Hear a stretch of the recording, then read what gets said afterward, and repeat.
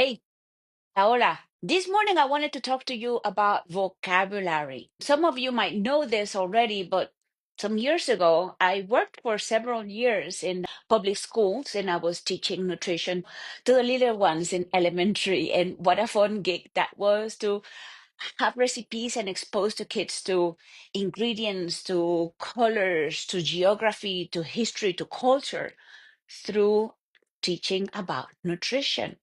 And as I would be introducing the ingredients, sometimes I would have this little phenomenon that really puzzled me. I would bring an ingredient, right? Can you see this one? All right. Can anybody tell me what it is and have you had it before? And often I would have very enthusiastic hands, me. And what would they would say?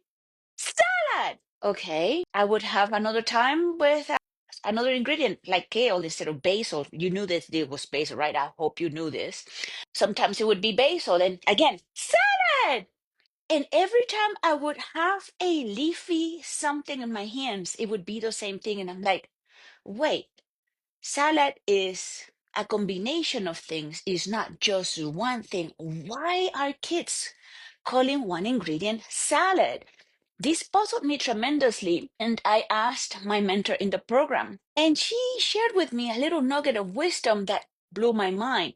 She said, our vocabulary is limited by our exposure and our experiences. I know, right? It blew my mind and it made me really sad to think that as parents, we want our kids to be healthy. We want our kids to grow strong and to be smart. But then we're not setting them for success with their health because we're not having them eat all the colors of the rainbow, right? Fruits and vegetables are kind of important for our health, aren't they? So if they've never had basil, if they've never had kale, if they're whatever it is, are we really setting our kids for success? Are we really exposing them to the goodness of eating good food? And this translates to so many different things. Like I'm running into the same phenomena now that I'm teaching mobility, Kinstretch movement. People see my posts and then it's like, yeah, you're doing you're doing those aerobics classes. I haven't seen aerobics since the 80s. Or yeah, I cannot do Kinstretch because I had a hip replacement and because my yoga teacher 20 years ago. And I'm like, I do teach yoga, but Kinstretch is not the same thing as yoga, and so on and so forth. And I'm thinking about, holy crap, there's that salad phenomena again. Our limited exposure to movement is affecting our vocabulary. We need to have a robust movement vocabulary. Does that make sense?